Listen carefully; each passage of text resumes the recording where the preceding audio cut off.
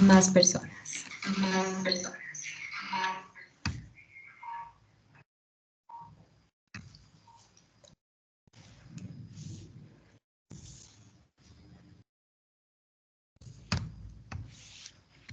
Me confirman si todos pueden ver en este momento la pantalla, si me escuchan. Sí, Doc, sí se te ve la pantalla y sí se te escucha muy bien. Listo, muchísimas gracias. Bueno, buenas noches a todos. Muchas gracias a los que están el día de hoy acá por la asistencia a esta charla. Mi nombre es Laura Andrea Contreras Correa, soy médico general de la Fundación Universitaria Juan N. Corpas y actualmente miembro adjunto del Grupo de Estudio de Dermatología de la Universidad Cooperativa de Colombia.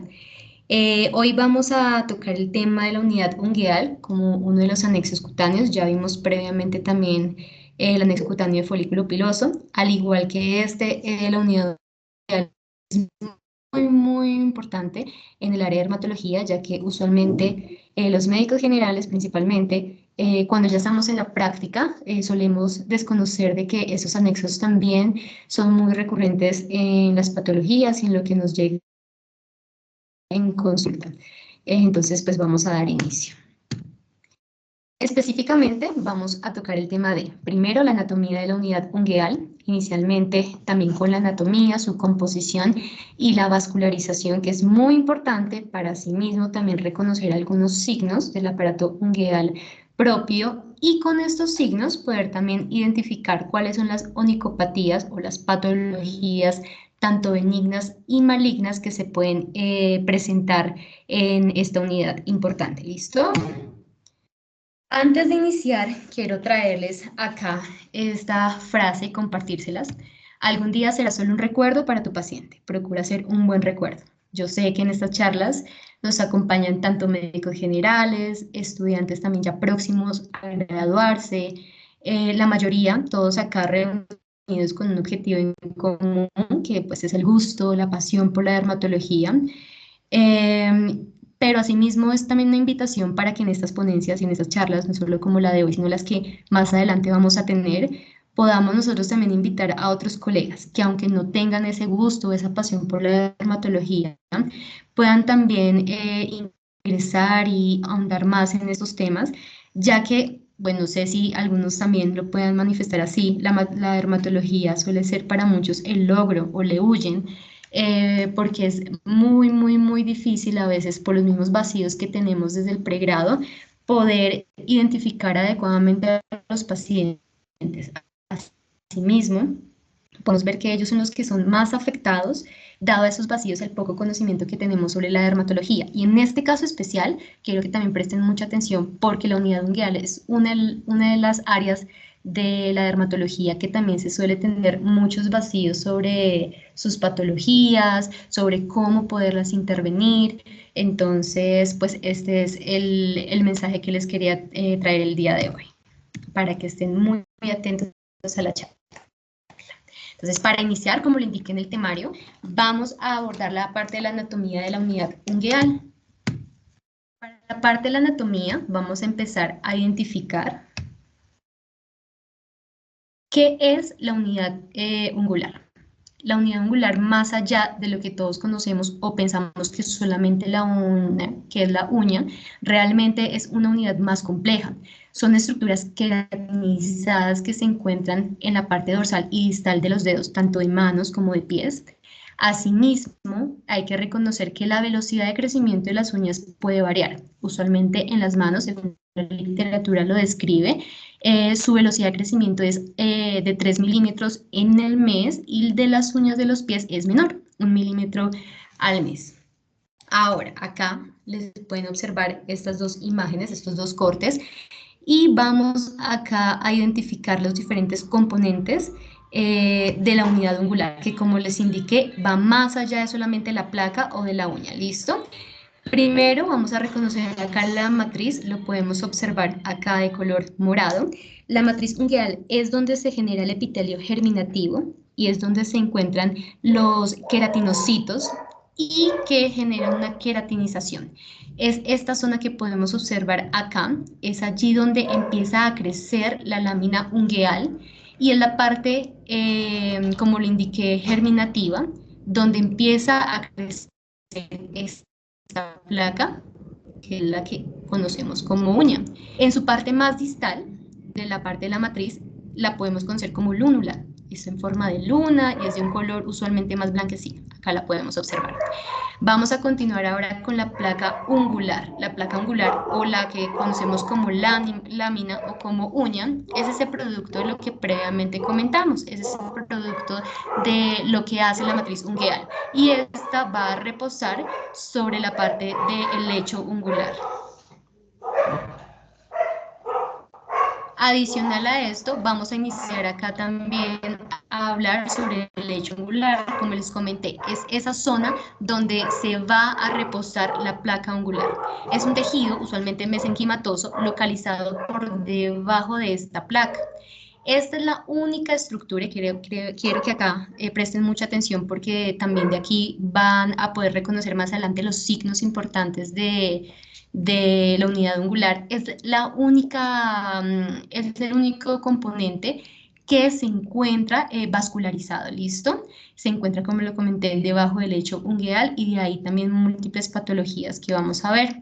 También tenemos acá el hiponiquio, que es usualmente la porción distal, usualmente no se puede diferenciar bien en este corte, pero es la porción distal de piel que está libre y debajo de esta placa, ¿listo? Es esta zona. Tenemos acá los pliegues látex, también tenemos acá el quio, que en esta zona tampoco se puede diferenciar bien, aunque acá lo podemos ver en la flechita, pero para que lo puedan identificar mejor, es esta prolongación de piel que es en la parte proximal a la matriz, ¿listo? Es la zona. Y esta, tanto con la cutícula, que si nos podemos ahorita los que estamos acá conectados, observar los dedos de las manos, es ese tejido sin vida que usualmente aparece en esta zona sin protección, que a veces pensamos que no, o pues no tiene como tal algún tipo de mecanismo de defensa, lo retiramos usualmente, saber que tanto el eponiquio como la cutícula son dos componentes principales de la unidad que nos van a favorecer a la protección principalmente de las infecciones bacterianas.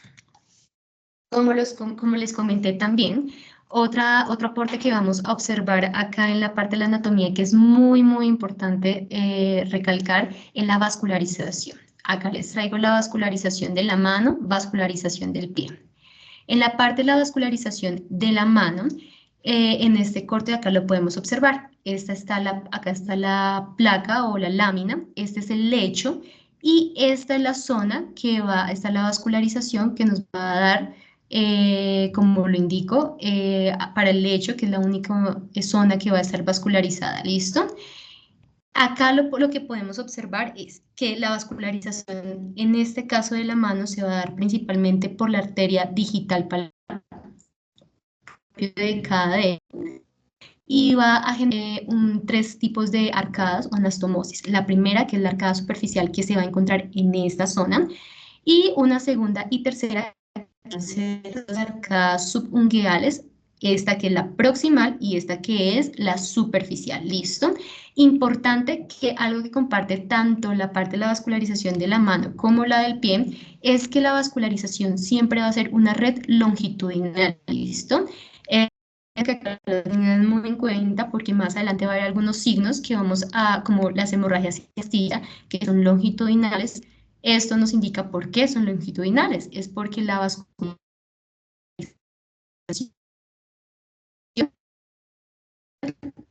está dispuesta tanto en uñas como en arterias y se da angular proximal y distal que se encuentra acá. En el pie, lo que les comentaba, comparte la misma similitud de la vascularización longitudinal y en el caso de los pies se da principalmente por la irrigación de las arterias metatarsianas dorsales y también por las arterias digitales plantares propias de cada dedo, ¿listo? Generando también una anastomosis y generando dos arcadas, una arcada proximal que se va a encontrar en esta zona, que es la zona de la matriz, y en esta zona, que es la zona donde está el lecho ungueal.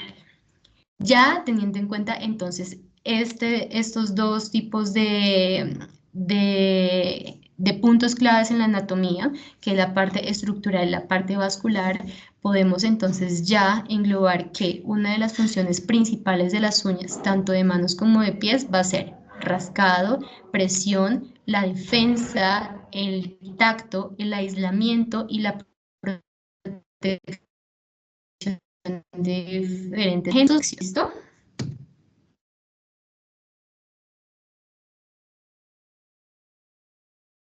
Ahora vamos a empezar a tocar sobre el tema de los signos ungueales. Los signos ungueales, para poderlos tener en cuenta, para poderlos entender mucho más, es necesario poder también manejar un poco la teoría de lo que les decía previamente de la anatomía, ¿listo? Para que no nos pase lo del médico en esta foto, que muchas veces los que ya nos encontramos en la práctica, ya con pacientes en consulta, podemos observarlo, que nos encontramos como el médico, nos llega un paciente con alguna alteración en uñas, ya sea de manos y pies, dado a los vacíos que tenemos, nos vamos a cuestionar 1000 veces qué será lo que tiene el paciente. Yo lo único que aprendí en dermatología en el pregrado es que todo era onicomicosis, fue lo único que se me quedó, no sé reconocer los signos de lo que sí es o no es onicomicosis y caemos entonces en generar un diagnóstico erróneo y un tratamiento erróneo. Recuerden, si quieren ser un buen recuerdo para un paciente, entonces ahondar y tratar de profundizar más sobre esto. Pero quiero que esta imagen también la tengan más en cuenta porque más adelante y al finalizar entonces esta charla ya van a quedar con esas dudas ya resueltas y esos vacíos. Como les indicaba, entonces, para hablar sobre los signos en específico de la uña y de la unidad ungueal, hay que reconocer que también esos signos están relacionados a dónde se localiza el daño. Puede ser ya sea en la matriz proximal, un daño en la matriz distal o un daño como tal en toda la matriz. También puede ser un daño en el lecho ungueal y allí van a ver otros signos, o pueden ser asociados también de pronto a alteraciones exógenas como la parte del pigmento. Vamos a iniciar acá entonces con la parte de qué signos vamos a encontrar cuando hay una alteración en la matriz ungueal. Recordemos, matriz es esta zona acá que no se puede observar, pero que es esta zona que se encuentra acá y es donde va a crecer la lámina, ¿listo? Lo primero, o uno de los primeros signos que les traigo, son estos surcos de Beau, ¿listo? Los surcos de Beau usualmente se genera por la interrupción temporal de la actividad mitótica acá en la matriz. Entonces esto va a hacer que la uña empiece a crecer con estas depresiones que vamos a tener acá. Son transversales, puede deber a un trauma directo en esta zona de la matriz, o a enfermedades en este pliegue, ya sea por infecciones como las que vamos a mencionar más adelante. Otro signo que también podemos observar cuando hay un daño en la matriz es la onicomadesis. La onicomadesis es el despliegue de esta lámina, pero siempre se va a dar, como lo ven acá en esta foto, en la parte proximal. ¿Por qué proximal? Porque es aquí donde está la matriz, el daño está acá, al crecer la uña, entonces se va a desprender aquí, apenas vaya naciendo. Casi siempre, como lo indicamos acá, es de una naturaleza traumática, igual que los surcos, cuando hay un tipo de trauma en esta zona, y esto va a generar que se detiene por completo la actividad de la matriz, generando este desprendimiento. El segundo es el piqueteado, o como lo describen otras literaturas, también es el punteado. Acá lo podemos observar. Algo importante y que incluso pueden observar en esas es que si podemos observar esas imágenes o nos llega un paciente así, lo primero que vamos a pensar es que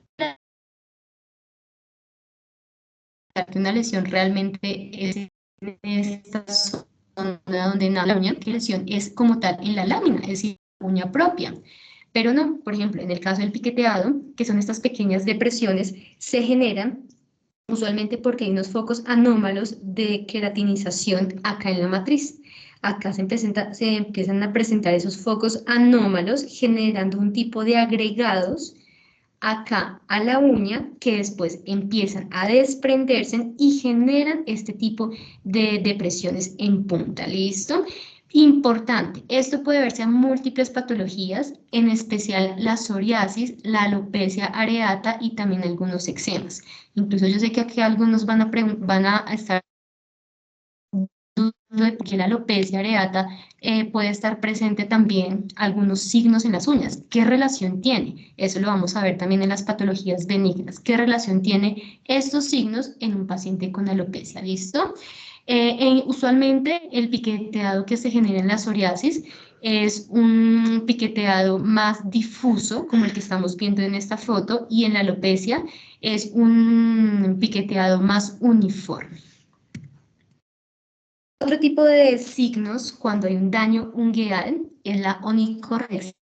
Podemos observar en esta imagen, son tipo de crestas, fisuras que se manifiestan de manera longitudinal al crecimiento de la uña e indica cuando hubo un daño difuso o leve acá en la matriz.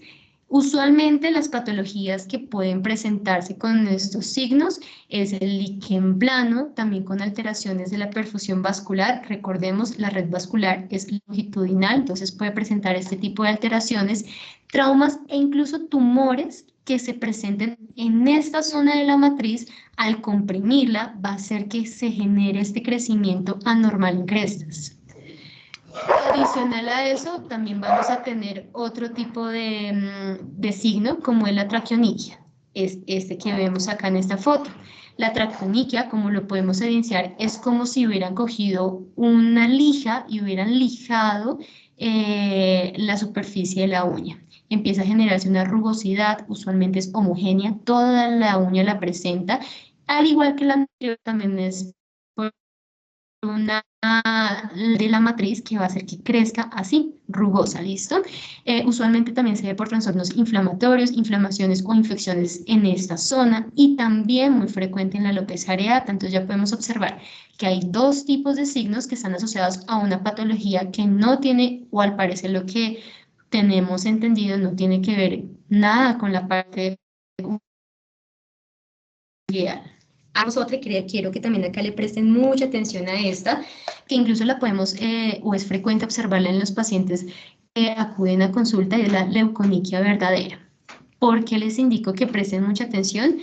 Porque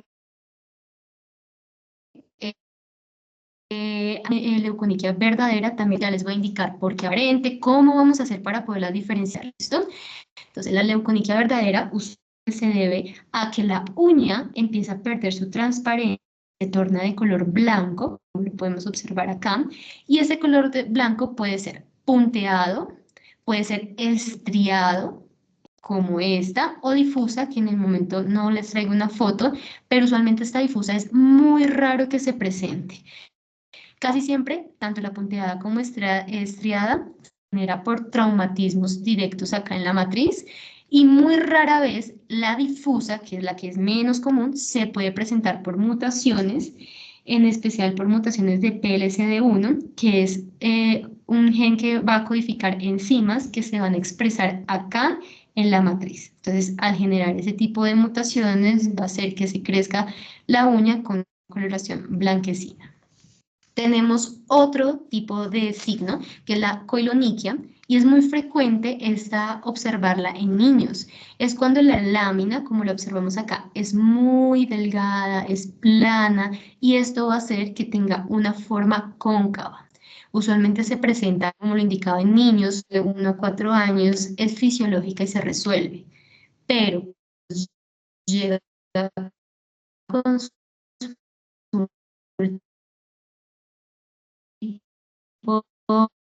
siempre unidades ungueales son las que están alteradas porque puede ser asociado con deficiencia de hierro grave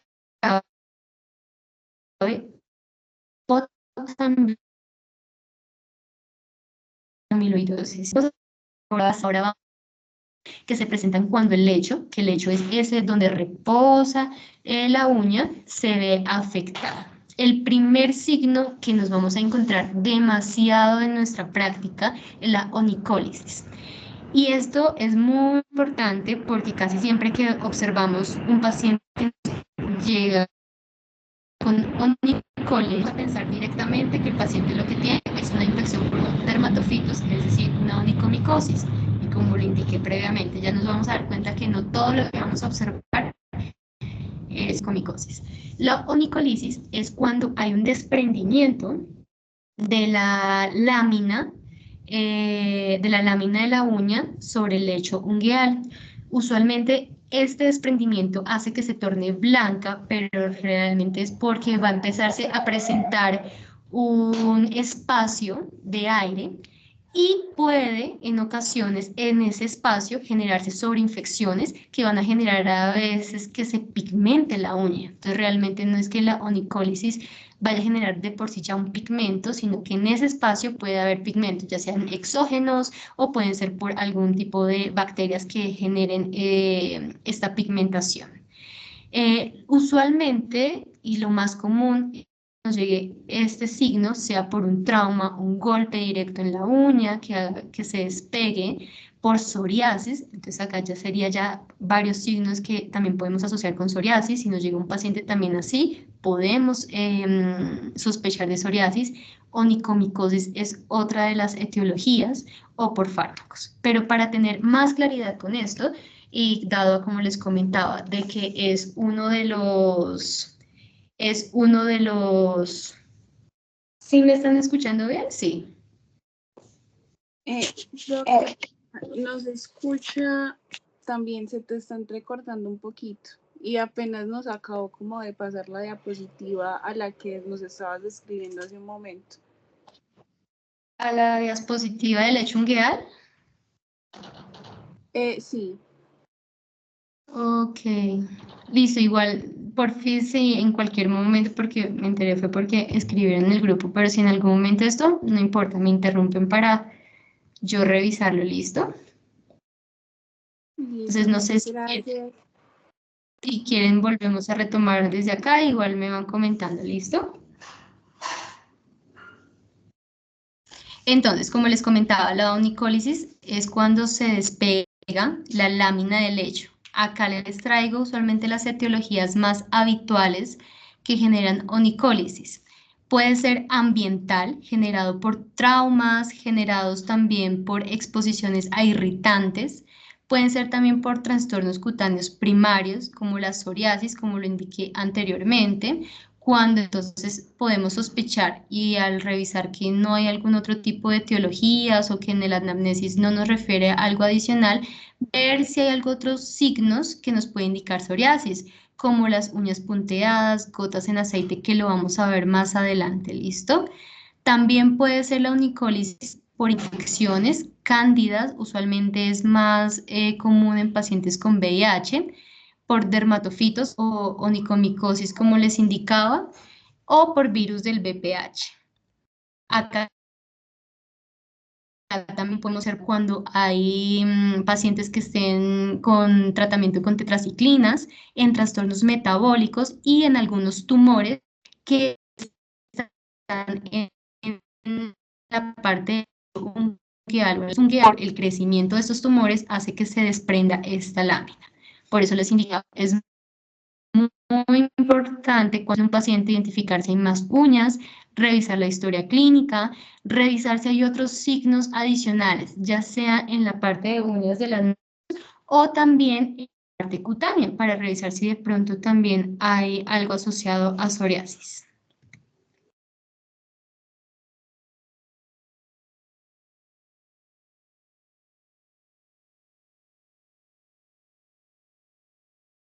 No sé si acá ya pueden ver la otra imagen, la otra diapositiva, ya la pasé. No, aún seguimos. No, no se puede ver.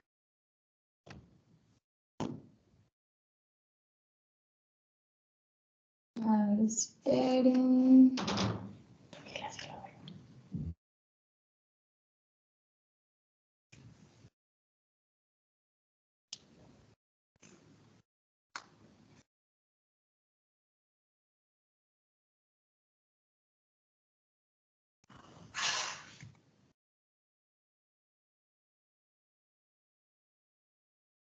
A ver, un momento, un momento.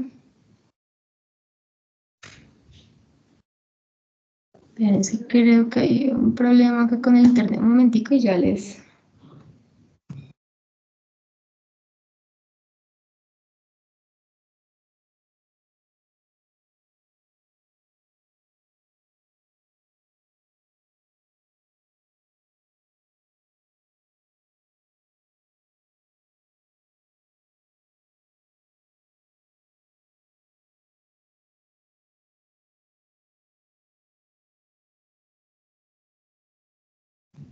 Listo, ya creo que me pueden confirmar, ya estamos en la diapositiva del lecho ungueal,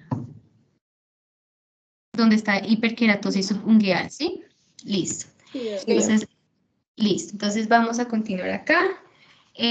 Otra de los signos que se pueden presentar cuando hay alteraciones del lecho ungueal es la hiperkeratosis. Usualmente es en la zona subungueal, como lo indiqué. Es cuando esta zona empieza a aparecer engrosada por la excesiva proliferación de los queratinocitos.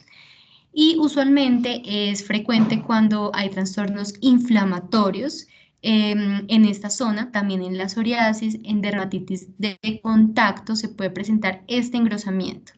En algunas onicomicosis, como lo vamos a ver en este tema más adelante, también se puede presentar este signo. Otro de los signos, y como lo refería previamente, que había una leuconiquia verdadera, tenemos la leuconiquia aparente. Como podemos observar, este signo es cuando hay una alteración en el lecho ungueal. Es cuando, igual, hay un tipo de coloración blanquecina en la uña, pero ¿cómo vamos a saber si es una aparente o si es una verdadera?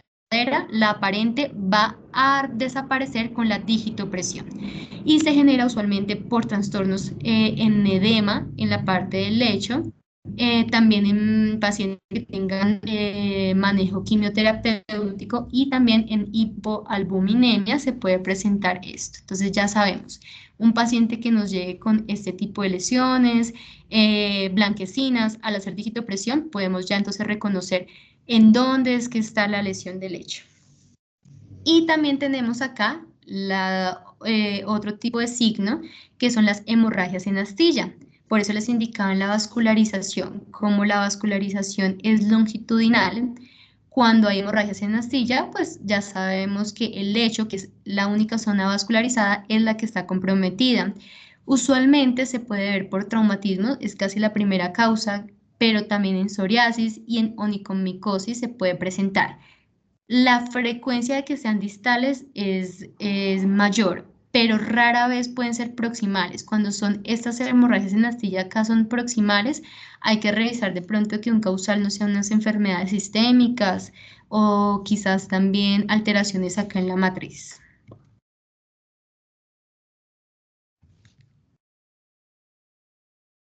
Listo. Acá ya vamos a pasar, igual me van comentando si se quedaron, si no concuerda la parte de las diapositivas. Vamos, pero creo que ya se puede observar bien. Vamos a ver los otros signos, en este caso los signos de pigmento. Como les comentaba también previamente, los pigmentos es uno de los signos indispensables y también se manifiesta según la anatomía de donde se presente. Pueden ser asociados a pigmentos externos, casi siempre por el uso de nicotina, los fumadores, también en pacientes que tengan como profesión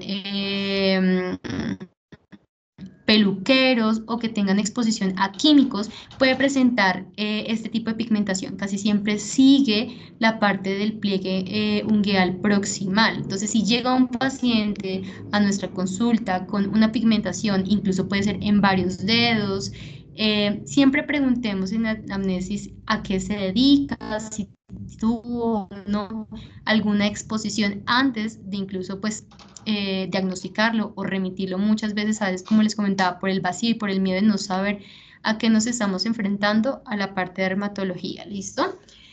Adicional, también tenemos los pigmentos que se presentan propios de la lámina ungueal.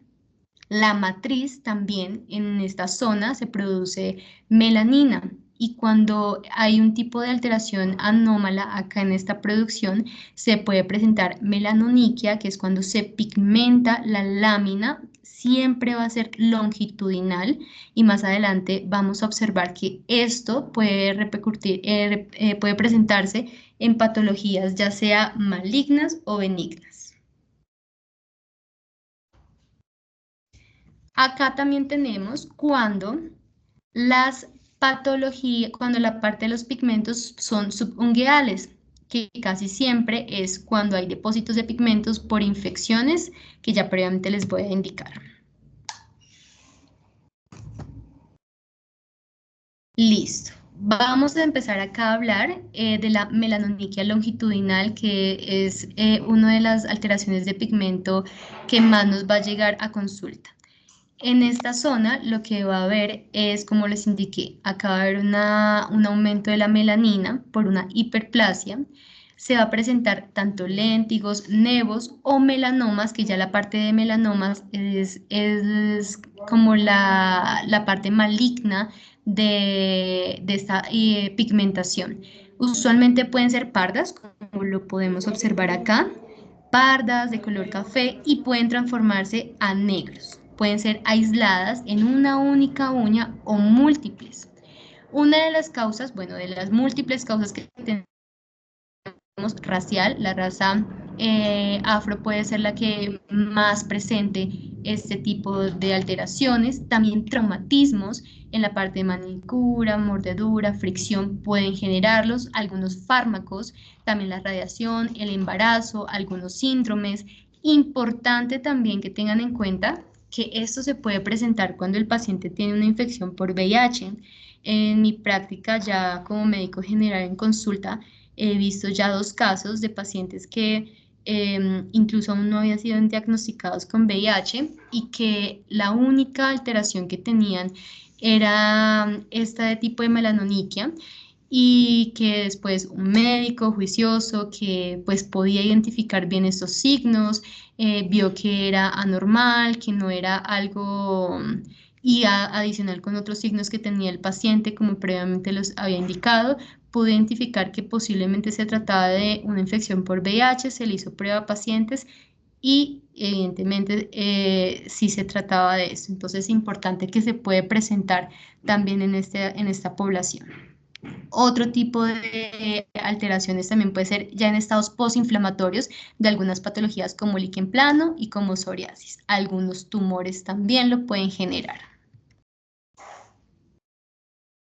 Ahora vamos también, para que les quede bien claro y que en la práctica no se confundan cuando les llegue un paciente con melanoniquia, aparte porque ellos llegan muy preocupados: doctora, me salió esta lesión en la uña, yo leí, es maligna, eso es cáncer, ¿qué hago? No me golpeé. Entonces, para que ustedes tampoco entren de pronto en ese afán de no saber o desconocer, acá les traigo este cuadro que nos va a identificar cómo podemos abordar al paciente que nos llegue así en consulta. Entonces, primero lo que vamos a observar, la lesión. Vamos a ver, ¿la pigmentación realmente es de la lámina o no es de la lámina? Si realmente es de la lámina, no observamos que sea de pronto que porque el paciente se expone a lo que les comenté, a pigmentos exógenos, que porque también hay un tipo de infección y vemos que no es por esto. Entonces vamos a ver, listo, si es melanoniquia, ¿afecta uno o varios dedos? Si afecta varios dedos, hay que revisar. ¿Tiene causas fisiológicas? ¿Se ha golpeado? ¿Ha tenido fricción? ¿Está en embarazo? Lo que les comentaba acá.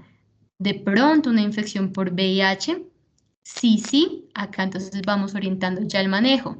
Si no, y si el paciente solamente lo presenta en un solo dedo, entonces vamos a preguntar igualmente, ¿hubo o no traumas? Solamente los pacientes van a decir, no me acuerdo si me golpeé, pero sí, vamos a indicar si antes de que apareciera, apareció algún tipo de hemorragias, otro tipo de coloración, dolores o no, si el paciente sufre de psoriasis, líquen, o de otros tumores también que lo pueden generar. Si sí es positivo al momento de indagarlo, lo vamos a tratar de otra manera.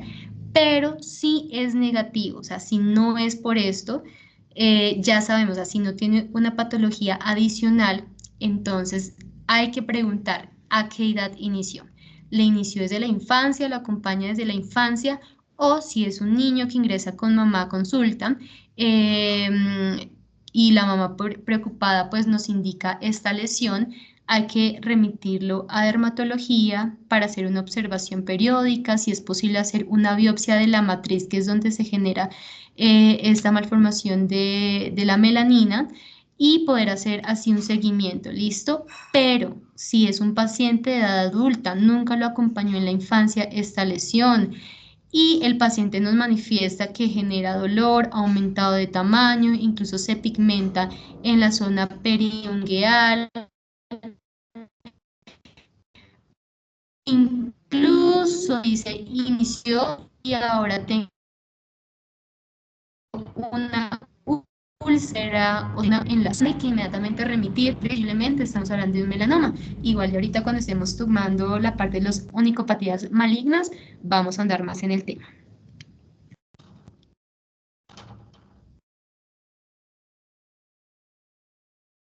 Listo. Ahora otro de los signos que se pueden presentar por pigmento, como les indiqué, también puede ser por infecciones. En este caso tenemos el síndrome de la uña verde. Casi siempre este signo de pigmento va a estar asociado también con otro que ya vimos, que fue la onicólisis.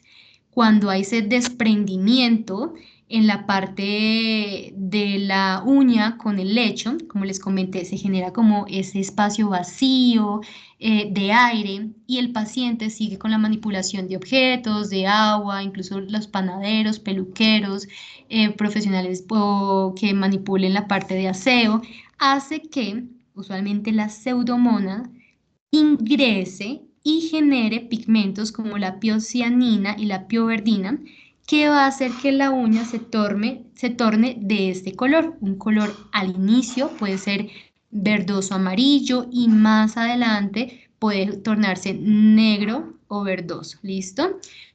Puede también acompañarse, en estos casos también del síndrome de la uña verde, también por onicomicosis. Algunos dermatofitos también pueden generar pigmento, entonces puede ser debido a estas dos etiologías. Acá podemos observar en las imágenes el primero, un paciente, ese fue un paciente que tuvo un traumatismo, generó una onicólisis, en ese espacio se generó la pseudomona, puso estos pigmentos y ya con el tiempo la uña del paciente se desprendió del lecho y acá se puede ver cuando se desprende esos pigmentos mucho más claros. Entonces, como les decía, casi siempre está asociado a una onicólisis.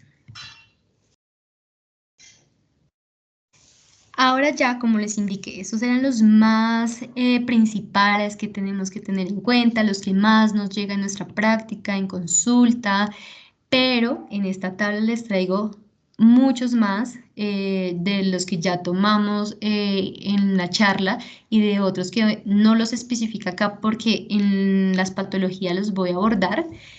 Y como les indiqué, muchos de estos signos, incluso múltiples, 3, 4, pueden estar asociados a una sola patología y ya podemos observar que de muchos de estos signos, pocos están asociados a la onicomicosis. Entonces, acá, como les indiqué al médico, con esas dudas, con esos vacíos, porque no sabe identificar los signos, ya ese médico ya sabe que no todo lo que se le va a cruzar en consulta es onicomicosis. Ya puede identificar bien en dónde está la lesión según la parte anatómica y adicional qué manejo le puede dar al paciente. Listo, ya teniendo cuenta en esto, vamos a empezar a hablar sobre las onicopatías o las patologías benignas. Las primeras que vamos a empezar a tomar son las que son congénitas y hereditarias, que usualmente son un poco raras que se presente, pero si nos llegan un paciente así a consulta, pues saber que si es congénito, hereditario, podemos derivarlo adecuadamente al dermatólogo. Primero tenemos el mal alineamiento. Usualmente esto se genera por una anomalía del ligamento que conecta la matriz con el periósteo de la falange distal de los dedos. Casi siempre está asociada también con surcos de Beau. Acá los podemos observar, estos surcos. Y también adicional a eso, a una onicomadesis. Esta es una de las causas habituales de uña encarnada en niños por el mal alineamiento de la uña. También tenemos acá la brachionychia, que es cuando se presenta este pulgar en raqueta. La uña corta, tiene este tipo de malformación, crece así corta, puede afectar diferentes uñas o solamente una. Y cómo lo podemos evidenciar o diferenciar si realmente es una brachionychia, según también la anamnesis, hace cuánto el paciente lo está presentando, si lo acompaña desde la infancia, ya que es congénito, y podemos hacer una radiografía, y en radiografía podemos evidenciar que sí, la falange distal está con un acortamiento. Esto entonces ya podemos dar un parte pues de tranquilidad a los padres o al paciente de que no se dé por algo adicional, sino que es algo congénito. Y que si en este momento no genera alguna repercusión a las funciones que ya dijimos previamente que generan la uña, pues entonces no requiere algún manejo adicional.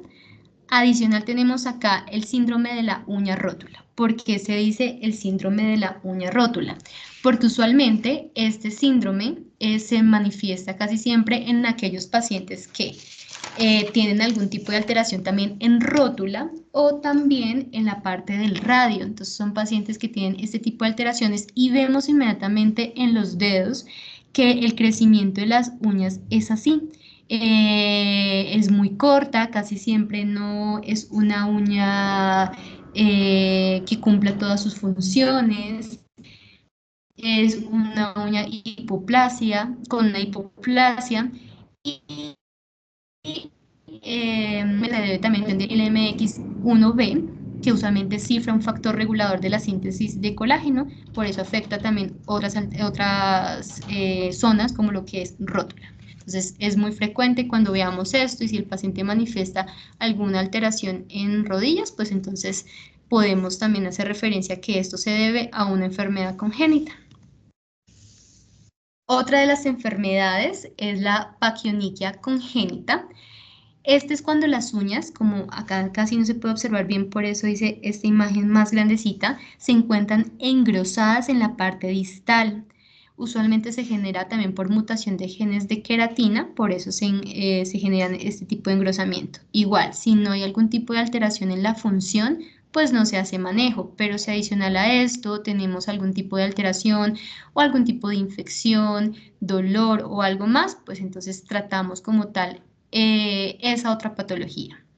Tenemos otra que es la enfermedad de Darrier. Como les comenté, estas que estamos acá nombrando son poco comunes que se presenten en consulta, pero es para que también las tengamos en cuenta de que existen. En la enfermedad de Darrier se presentan unas estrías, acá casi no las podemos notar, pero son unas estrías rojas. Acá sí podemos ver las estrías blancas, pero también están con unas estrías longitudinales rojas y una hiperkeratosis subungueal, lo que podemos ver acá también. Listo, ya tomando el tema de estas enfermedades poco comunes, pero que se presentan, vamos ahora a hablar de cuáles son esas enfermedades dermatológicas que se pueden presentar manifestaciones en las uñas. La primera y muy importante es la psoriasis. La psoriasis, como lo podemos observar acá, traje varias imágenes, es cuando usualmente se presenta afectación en varias uñas, casi siempre es de la mano. Cuando se presentan en las uñas de los pies, no se presenta con estas manifestaciones. Puede parecerse onicomicosis, entonces para esto sí, si tenemos la duda en las uñas de los pies, si es o no psoriasis, no sabemos muy bien identificarlo, podemos enviar al paciente un KOH. Si sale negativo a estructuras micóticas, pues entonces ya sabemos que allí no es. Podemos entonces abordar psoriasis, ver como lo vimos anteriormente, si hay otros signos cutáneos. Esto cuando es en los pies, por lo que les comenté que es muy difícil observar algunos signos. Cuando es en las uñas de las manos, podemos observar principalmente ese punteado irregular que les comenté, que ese signo cuando es irregular es sí o sí característico de la psoriasis. Acá está, ese signo de punteado. Hay una onicólisis, acá lo podemos observar en la imagen A, que es ese desprendimiento del lecho en la parte distal. También hay hemorragias en astilla o también hemorragias proximales subungueales. También se puede presentar algo y es muy común verlos en la parte de las uñas de las manos, que es esto que se llaman gota de aceite o el signo de gota de aceite, o también es como un tipo de coloración o es una pigmentación color salmón que aparece, puede ser en una o en todas las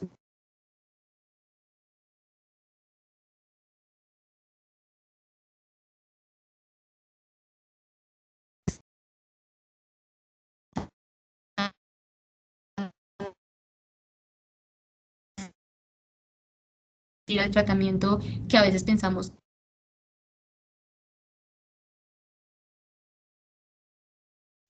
Doctora, qué pena, se te está volviendo a cortar el audio.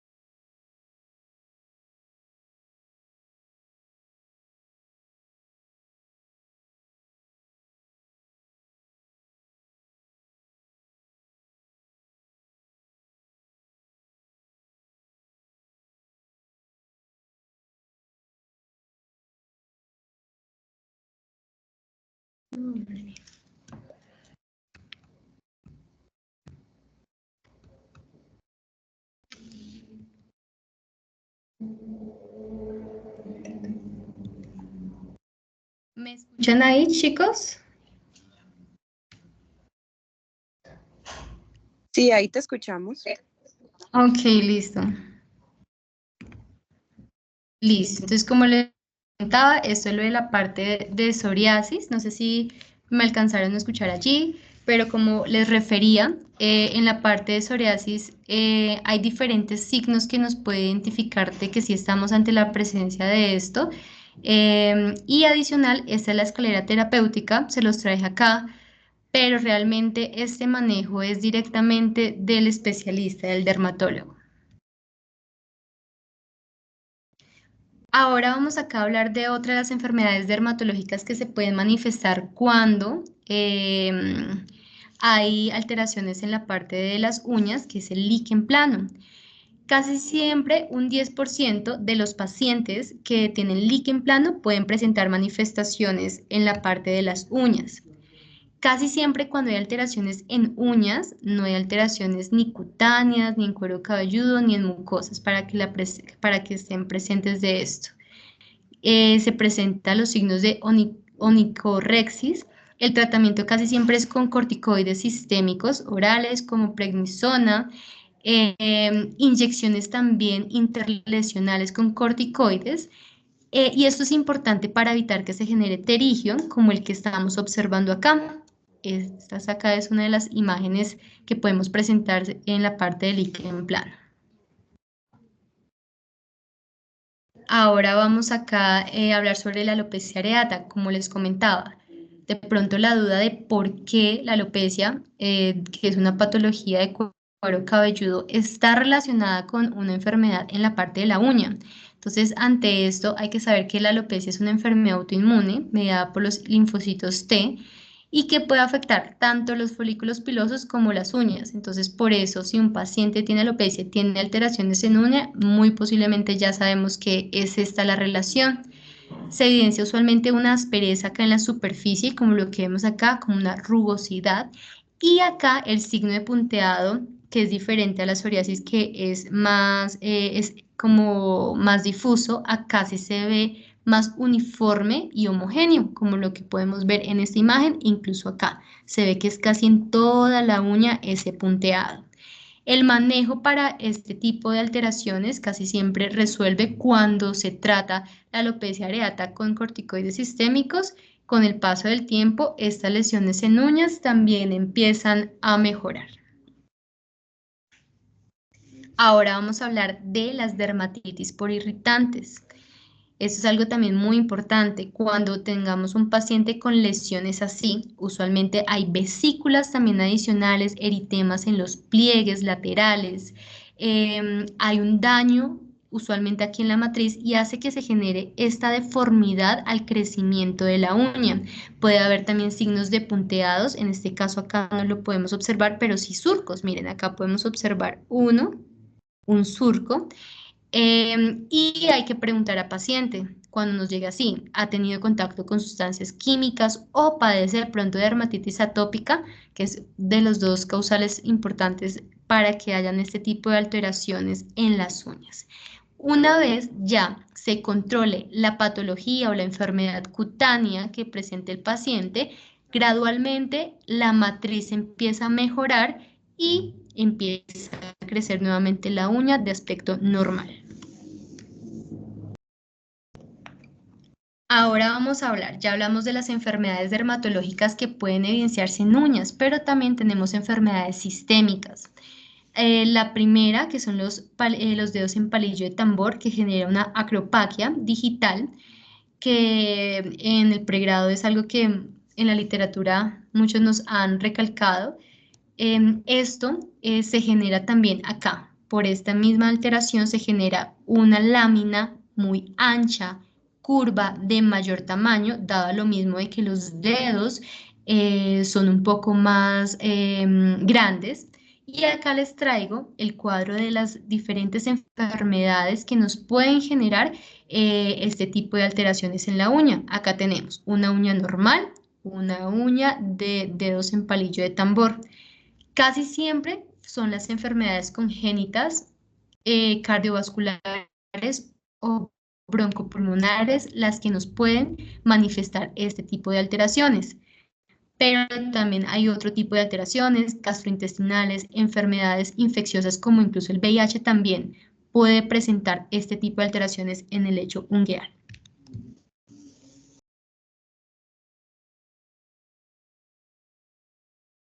Ahora vamos a hablar de otra de las enfermedades sistémicas que es el síndrome de la uña amarilla. Muchos pacientes pueden llegar así, si es en un solo dedo, muy posiblemente no es una enfermedad sistémica. Cuando es en múltiples dedos, casi siempre se produce en las 20 uñas, en las 4 extremidades. es una enfermedad sistémica.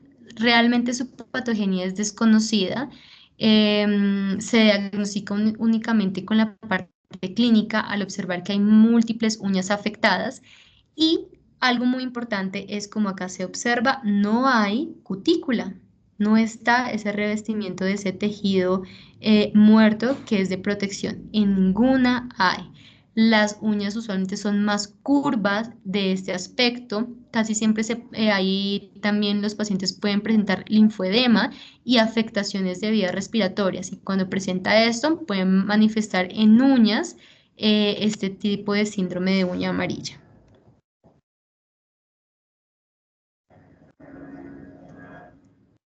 Ahora vamos a tomar el tema de VIH, aunque ya lo hemos tomado previamente, saber que es una de las enfermedades sistémicas que nos puede generar alteraciones en las uñas. Principalmente la onicomicosis es una de las manifestaciones más frecuentes en uñas, acá se los traigo, casi siempre es subungueal y proximal y puede deberse también a rubrum o a cándida, principalmente cándida que es muy raro que se presente onicomicosis por cándida, si se presenta hay que sospechar de pronto una infección por VIH. También en pacientes con VIH pueden presentar melanoniquia, como les había comentado, de los casos que yo había tenido, y casi siempre hay una pigmentación en la zona paraungueal o en la parte laterales puede haber adicional a esta pigmentación. Y también otra afectación que se puede referir a la parte de VIH es el carcinoma epidermoide por BPH tipo 16. Esto lo vamos a tocar más adelante en las patologías malignas, pero acá les traigo igual la referencia, que es este tipo de carcinoma que se presenta.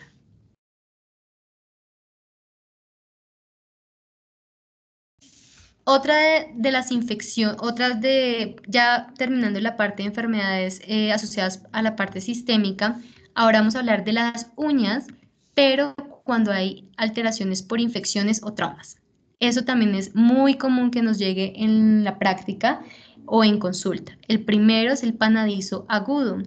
El panadizo agudo es esa infección en el tejido blando lateral de la falange distal. Acá lo podemos observar. Hay un edema, hay eritema, hay dolor, en ocasiones hay colección de pus, casi siempre son por bacterias como estafilococo y estreptococo. Cuando hay recidiva, es decir, cuando se maneja, que el manejo usual es el drenaje del absceso y adicional antibiótico, hay que sospechar que puede ser asociado a las recidivas a un virus por herpes. Acá también tenemos otro que es la paroniquia aguda. Acá la podemos observar. Esta infección se genera, pero en el tejido blando del lecho ungueal proximal, en esta zona. El dolor, casi igual que el anterior, hay un dolor pulsátil dado a esta inflamación. Hay un eritema, dolor, absceso. El manejo usual es antibiótico. Las primeras líneas es la dicloxacilina de 250 miligramos cada 6 horas por 7 días o cefalexina 500 miligramos cada 6 horas por 7 días. Esto puede deberse a infecciones directas, por ejemplo, en manicura o también en traumatismos se puede presentar o cuando hacemos retiro de la cutícula pueden ingresar los agentes bacterianos y generar este tipo de infecciones.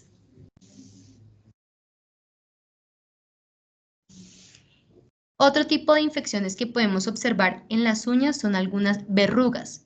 Usualmente son periungueales, generan una pápula, como lo podemos observar acá, son alrededor de la uña. La dermatoscopia nos ayuda a su diagnóstico. En ocasiones puede infiltrar y levantar la lámina y generar onicólisis. Usualmente la escalera terapéutica, que también lo maneja directamente el dermatólogo, la crioterapia, los queratolíticos, en ocasiones también láser para poder hacer disminución y retiro de este tipo de verrugas.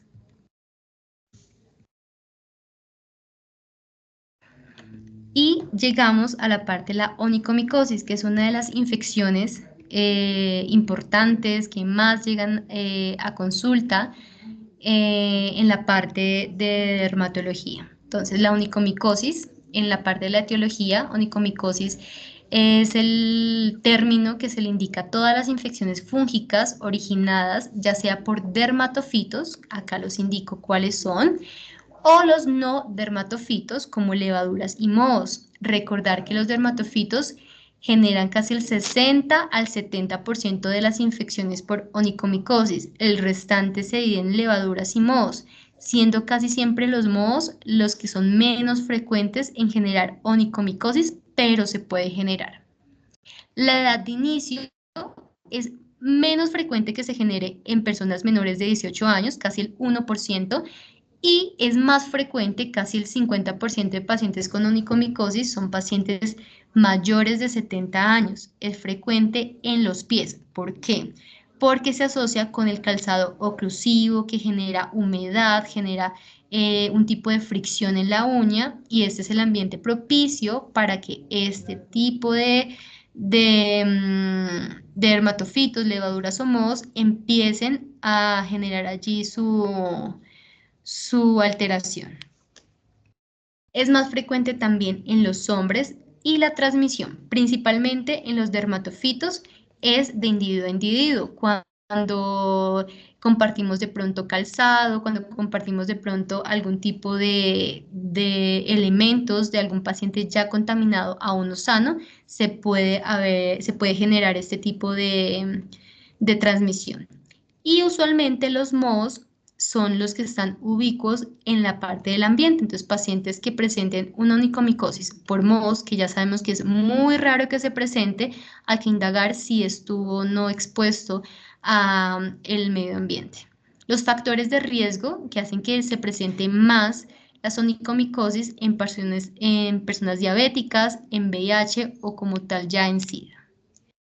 La patogénesis en específico de los dermatofitos es porque ellos sintetizan las queratinasas que digieren la queratina de la parte del lecho de la uña y esto hace que se mantenga la existencia del hongo, que el hongo perdure en esas estructuras de queratina.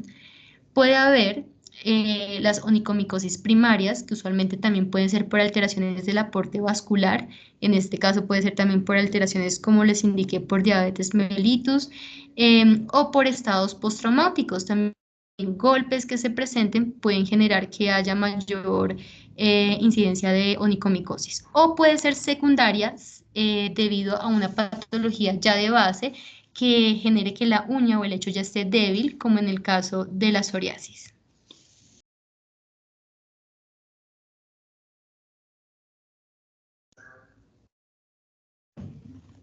Ahora vamos a ver la clasificación de la onicomicosis según la zona en la cual se encuentra afectada. Entonces, podemos tener onicomicosis en la parte subungueal, distal y externa, como lo podemos observar acá.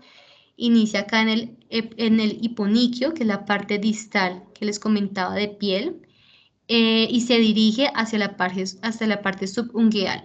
Como les indicaba, puede ser primaria o secundaria, y como es en esta zona, puede generar onicólisis, que es ese desprendimiento entre la lámina y el lecho. Usualmente, casi siempre esta se acompaña de tiña de pie, o sea, también hay alteraciones en la parte cutánea, casi siempre, cuando es subungueal distal. Hay otra que es la onicomicosis blanca o superficial, la podemos observar acá, o es como un tipo como de tiza de pizarra, acá lo podemos observar. Es cuando invade directamente la superficie dorsal de la uña.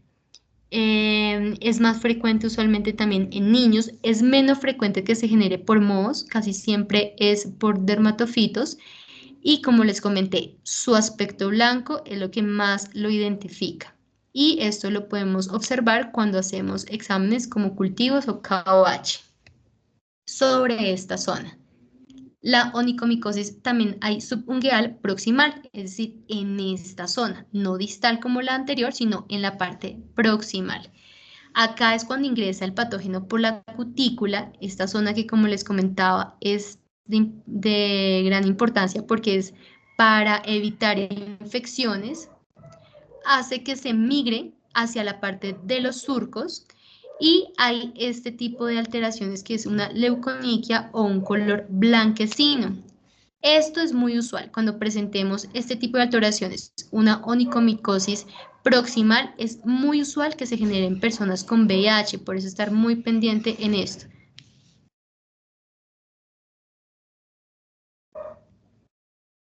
¿Cómo vamos a hacer el diagnóstico diferencial? Entonces, el diagnóstico diferencial, siempre la onicomicosis, evaluar si no es psoriasis, como si hay otros signos como el gota de aceite, que es esa coloración color salmón, si está ese punteado psoriásico, que usualmente, como les decía, es difuso, verificar si no es por eczema o irritantes, si no hay otro tipo de alteraciones como distrofias, como traumas que nos pueden generar. Esos son los diagnósticos diferenciales. La muestra, entonces, si la lesión es subungueal distal, es del lecho, ¿listo? Si es de la blanca superficial, pues de la superficie es donde vamos a tomar la muestra para poder evaluar si es o no y qué tipo de dermatofito es. O si es por moho, si es por levadura. Si es subungueal proximal, la biopsia es en sacabocado en la placa del lecho. ¿Dónde se toma aparte la muestra? Hay que revisar también cuáles son los medios que tenemos para poder evaluar la parte de la onicomicosis. En la práctica y en consulta tenemos lo que es cultivo y KOH, nosotros los médicos generales, para poder entonces avanzar con el diagnóstico, incluso poder enviar al paciente ya estudiado con el especialista. También tenemos la microscopía directa, donde ya se pueden empezar a diferenciar las estructuras, principalmente de los dermatofitos, como lo observamos en esta imagen, porque ellos usualmente tienen unas estructuras tubulares, septadas, como lo podemos ver acá. Si vemos esto ante la microscopía, podemos ver que, que la infección es por dermatofitos. También tenemos el cultivo, que el cultivo lo podemos hacer con diferentes tinciones también sensibles, más sensible la parte de paz. Esto con las tinciones de paz, este cultivo es mucho mejor también para dar un manejo antimicótico oral o cuando ya ha habido resistencias o hemos dado tratamiento a los pacientes y no han mejorado, realizar un cultivo para revisar bien entonces ante qué patógeno está generándose esta alteración.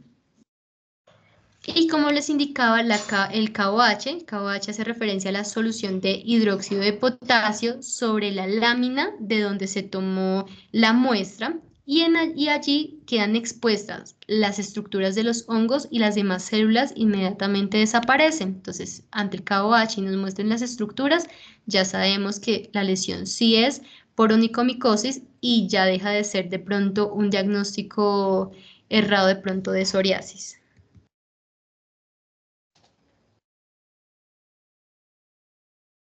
El tratamiento, para que lo tengamos muy en cuenta, de la parte de la onicomicosis, siempre y casi siempre va a ser sistémico.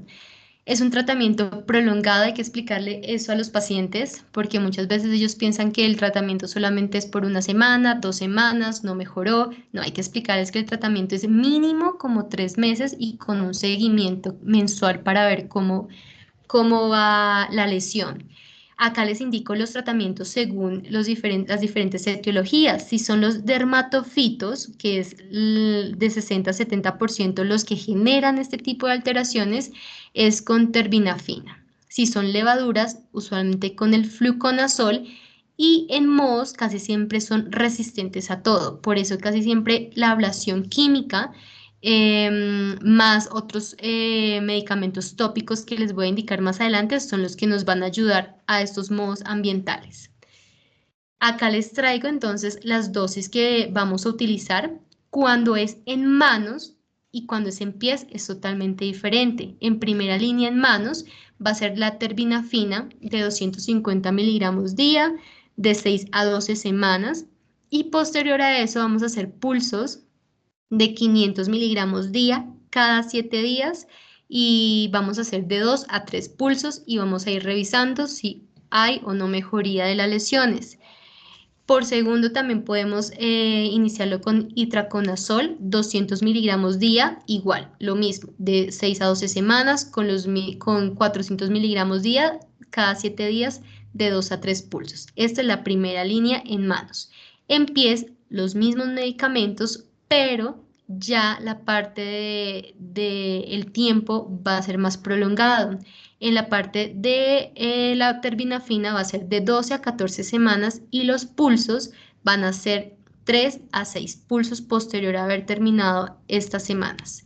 Y en el itraconazol de 12 a 14 semanas igual, pero los pulsos van a ser de 400 y va a ser de 3 a 6 pulsos, diferente a el manejo en manos. Siempre con seguimiento del paciente para revisar cómo van las lesiones. Otros manejos adicionales que no son de primera línea, en este caso serían la parte de las levaduras, que es más que todo para las levaduras, es el fluconazol, que se puede dar en cápsulas de 100 o de 200 miligramos vía oral cada 7 días por 3 a 4 semanas e ir revisando al paciente. El manejo tópico, como les indiqué, cuando tenemos una onicomicosis, procurar que el tratamiento sea sistémico vía oral. El tratamiento tópico nunca se debe utilizar aislado o como el único tratamiento. Si lo vamos a utilizar, debe utilizarse de manera adicional con el sistémico y casi siempre cuando coexiste una micosis cutánea. Cuando hay, aparte de la micosis ungueal, una micosis cutánea, podemos iniciar el antimicótico, en este caso el clotrimazol en solución tópica de 1%, acá lo tenemos, 2 gotas sobre la lesión, sobre la superficie y sobre la parte cutánea cada 24 horas, inicialmente por 15 días e ir vigilando las lesiones, pero siempre también con un manejo oral. Y los otros manejos, que es la amorolfina, el 5% en laca, y otro medicamento también que es la ciclopiroxolamina en 8% en laca, son usuales que se manejen también porque ellos van directamente y van dirigidos a adelgazar la lámina, como la lámina usualmente se engruesa en las onicomicosis, la va a empezar a adelgazar y va a tratar principalmente el dolor y las molestias que generan ese tipo de grosor en la lámina de la uña. Para esta primera, saber que se indica siempre en pacientes mayores de 16 años, se aplica en forma como si fuera un esmalte. Acá tenemos las presentaciones sobre la uña o las uñas afectadas únicamente, 1 a 2 veces por semana, una vez al día, y se puede indicar de 6 a 12 meses hasta que se empiece a disminuir la lesión. Y esta segunda siempre en pacientes mayores de 12 años y se inicia igual, una capa, pero esta cada tercer día el primer mes de la uña afectada o de las uñas afectadas. Posteriormente, en el segundo mes, 2 veces por semana y después una vez por semana el tercer mes. Después se valora nuevamente el paciente. Si continúa las lesiones, podemos continuar una vez por semana por 2 meses más para poder evaluar entonces cómo sigue las lesiones. Pero la recomendación es que siempre estos manejos tienen que ir con un manejo sistémico vía oral.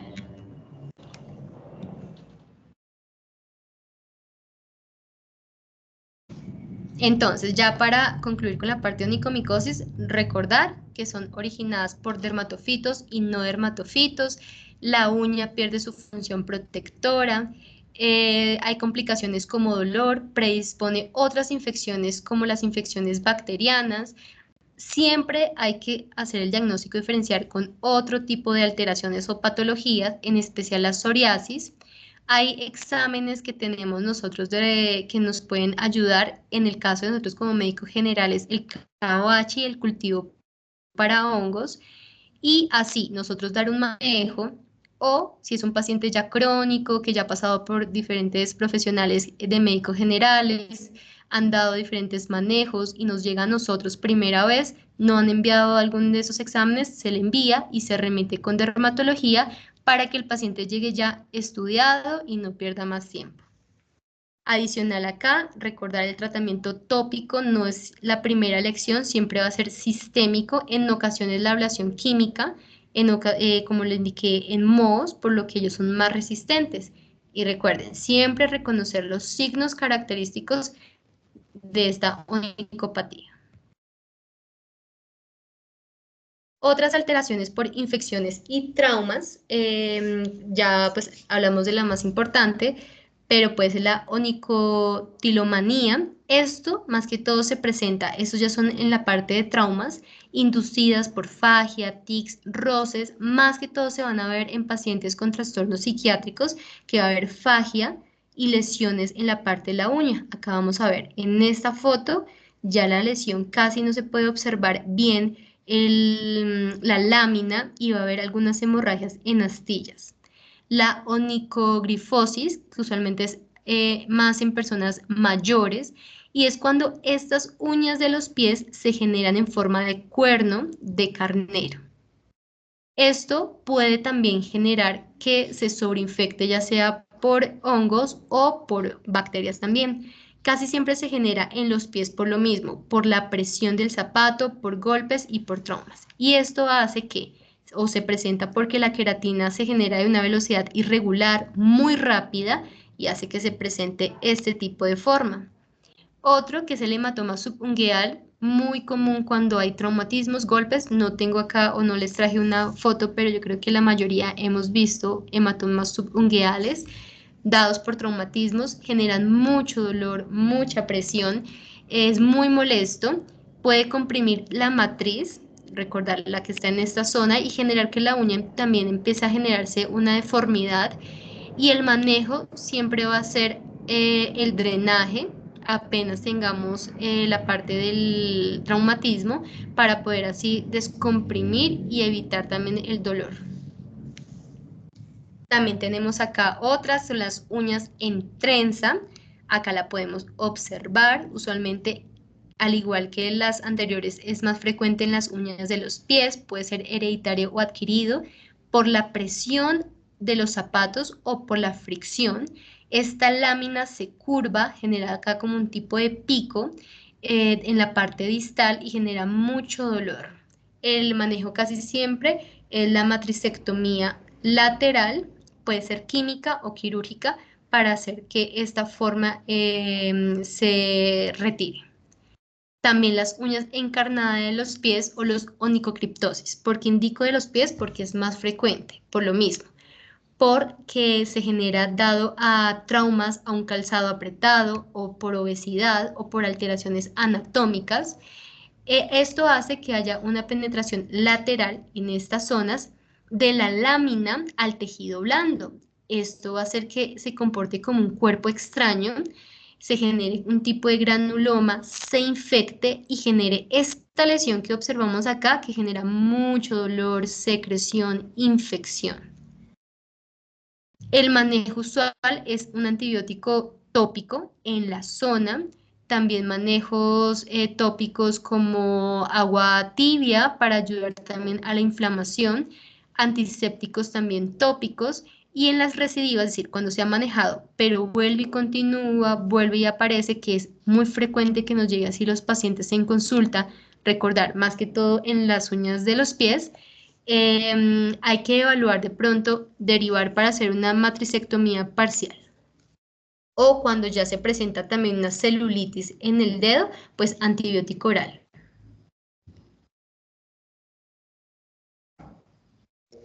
Ahora vamos a hablar de los tumores benignos que se pueden presentar también en la parte de las uñas. Rápidamente así, para que los reconozcan, los fibromas, que son este tipo de tumores, son un tipo de pápulas rosadas, están en la parte peri o subungueal y comprimen acá la matriz. Acá la podemos observar, por eso la uña crece de manera irregular. Tenemos también la exocitosis subungueal, se presenta en esta zona, y lo importante que tienen que saber acá es que cuando aparece esto, muy posiblemente es porque es una proliferación también ósea. En la radiografía, cuando tenemos esto, podemos tomar una radiografía y ver esa proliferación ósea. Se genera como un tipo de conexión hueso a la parte de tejido y se puede observar así. Y la radiografía es la que confirma el diagnóstico. Puede ser doloroso. Usualmente estos tumores benignos ya hacen parte o su manejo es la cirugía en la parte de la uña. También tenemos los quistes mixoides. Acá tenemos uno.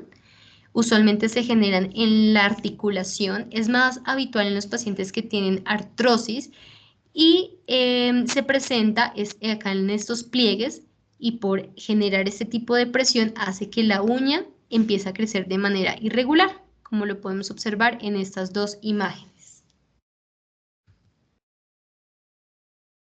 Ahora vamos a iniciar con las onicopatías malignas. Ya este es para finalizar ya el tema con respecto a la unidad subungueal.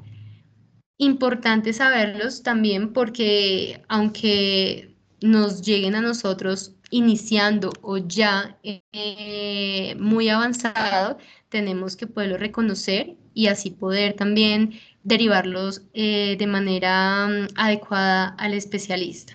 Entonces, primero tenemos el carcinoma espinocelular. Esto usualmente ocurre en la región periungueal, o sea, alrededor de la uña, por las células escamosas. Primero se adapten a ver como un nódulo, un tipo de verruga. ¿Y por qué?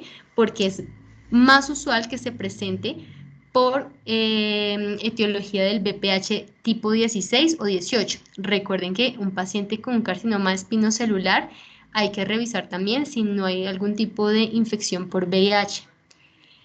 Tienden también a ser más invasivos a la parte ósea, pero no es frecuente que genere metástasis a otras zonas.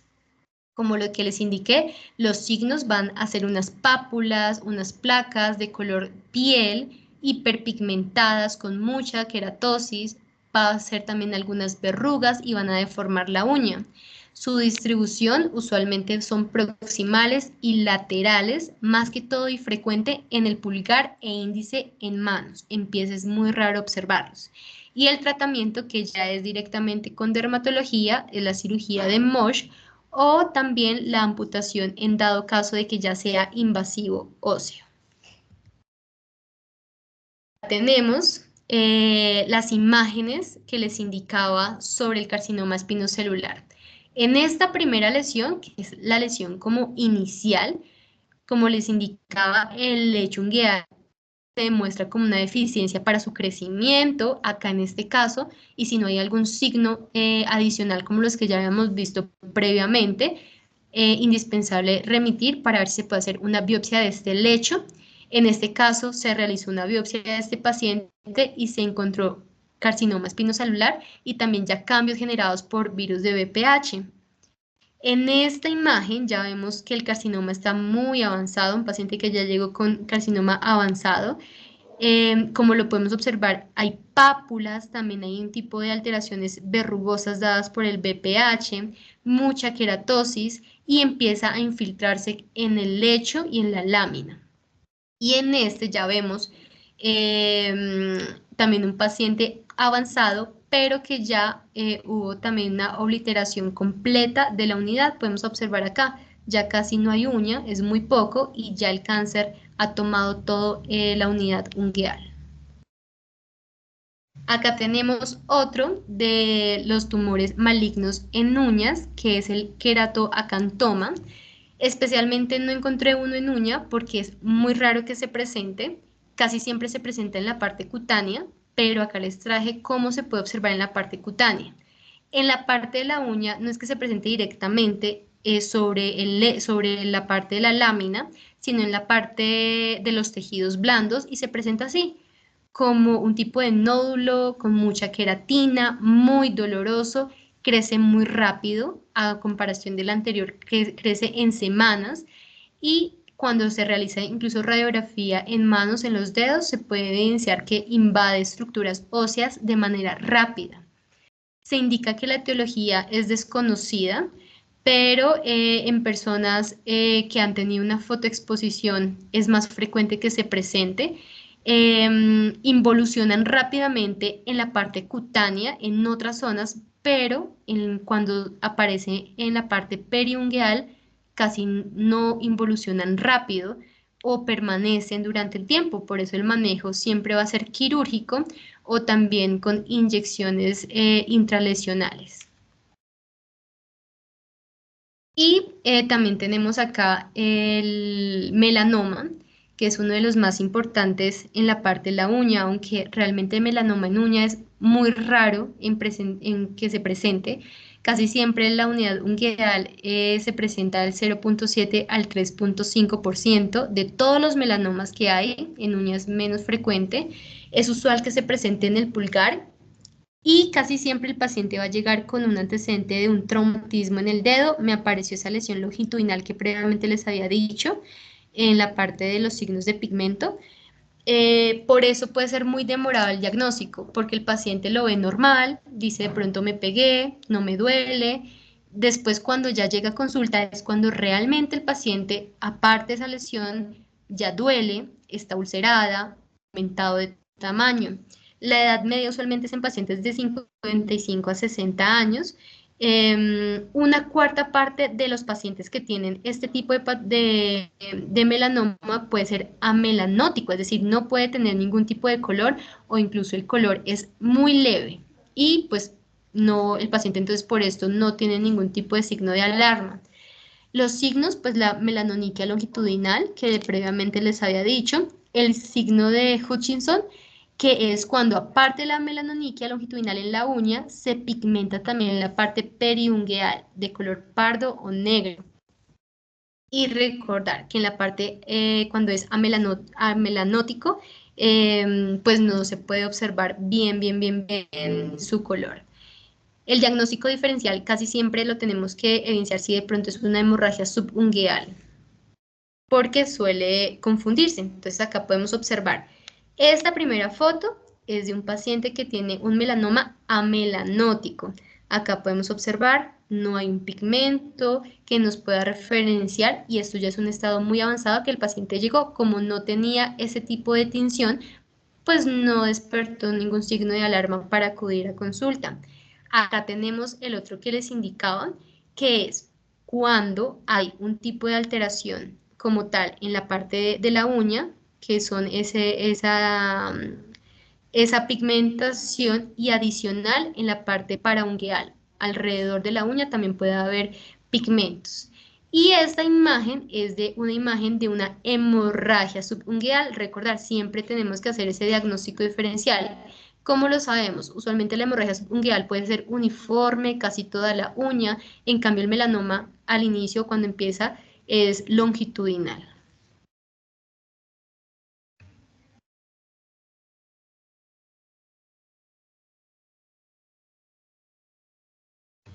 Para la parte de las presentaciones clínicas del melanoma, es importante que sepamos esto, que va a iniciar, como les indiqué, como una lesión longitudinal en la uña, puede ser de unos márgenes borrosos, un ancho mayor de 3 a 4 milímetros, hay anomalías también de la lámina, usualmente puede haber o no nódulos sin melanina, como los indiqué, que generan úlceras y ahí es cuando llega el paciente. Y la dermatoscopia es como un referente que nos puede ayudar porque se puede ver la pigmentación en especial no homogénea y con líneas interrumpidas. Entonces es indispensable acá reconocer el A, B, C, D, E, F para poder, cuando nos llegue un paciente con ese tipo de tinción en uña, reconocer si es o no un melanoma o simplemente es un NEU o una melanoniquia longitudinal que es benigna. ¿Cómo? Primero, entonces, si nos llega un paciente de edad de la quinta y séptima década, de razas de piel oscura, ya tenemos un signo que nos puede acá alarmar. Cuando las bandas negras o pardas son mayor de 3 milímetros, como los indica acá, de ancho, también tenemos que empezar entonces a alarmarnos. Cuando hay cambios en la uña, como onicólisis, como alteraciones directamente en la parte de su grosor, también hay que alarmarnos. Cuando el más comprometido es el dedo pulgar, también es muy posible que sea un melanoma. Y cuando haya esa esa extensión de pigmento que les comenté a la parte periungueal, o sea, los tejidos que están alrededor de la uña, es muy posible que sea un melanoma. Y muy poco frecuente, aunque también cabe resaltarlo, cuando hay antecedentes familiares de melanoma, no específicamente en uña, pero si hay antecedentes de melanoma en la parte cutánea, puede también, y hay otros de estas manifestaciones que les comenté, podemos entonces ya referirnos y poder identificar que es un melanoma.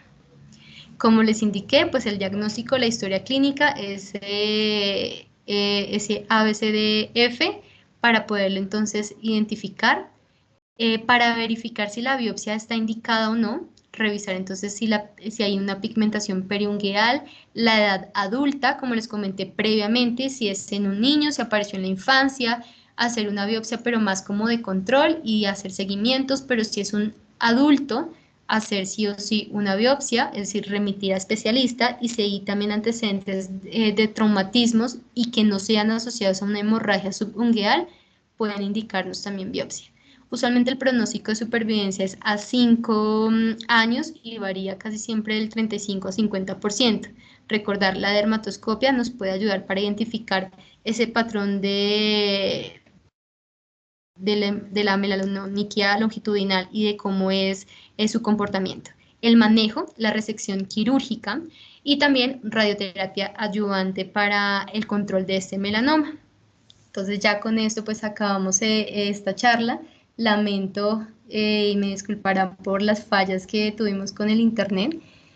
Eso que lo estuvimos acá durante todo el día tratando de mejorar, pero bueno, son cosas que pasan. Acá dejo la bibliografía en el cual me basé para la revisión de tema, la dermatología clínica del Centro Dermatológico de Federico Lleras, la dermatología de Bologna, la clase de dermatología clínica y también libro de dermatología para médico general. Igual cualquier cosa, cualquier duda, sé que hoy no tuvimos la participación y el acompañamiento de la doctora Yurani, pero cualquier cosa que necesitemos, pues en la parte del chat podemos también si tenemos algún tipo de dudas. ¿Listo? Muchísimas gracias. Gracias, doctora Laura, de verdad fue una charla muy chévere. Vale.